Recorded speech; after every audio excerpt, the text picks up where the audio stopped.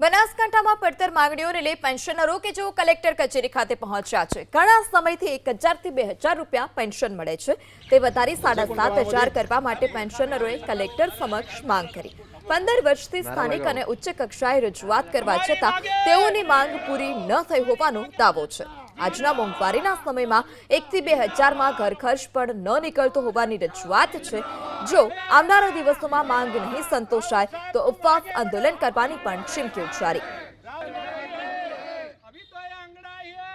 મને રિટાયર્ડ થયા 16 વર્ષ થઈ ગયા આજે મારું પેન્શન 1732 રૂપિયા આવે છે 35 વર્ષ નોકરી કરી ઓછા પગારમાં નોકરી કરી અને વધુ કામ કર્યું છતાંય પેન્શન ઓછું આવવાને કારણે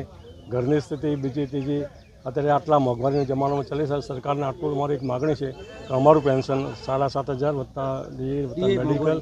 આવો લાભ સરકાર બધાનો લાભ આપો છે તો અમને પણ આવો લાભ આપો ભારતમાં અમે જંતર મંતર ઉપર પણ હડતાલ કરી છે અને ફરી આ 4 તારીખે જંતર મંતર પર જવાના છીએ અને મોટું ધરણા કાર્યક્રમ છે અમારો તો અમારી સરકારને એક જ વિનંતી છે કે અમારું 7500 મિનિમમ પેન્શન મળવું જોઈએ ડીએ મળવું જોઈએ મેડિકલ મળવું જોઈએ આ ગયડા માણસોને 1000માં જિંદગી કઈ રીતે ચલાવી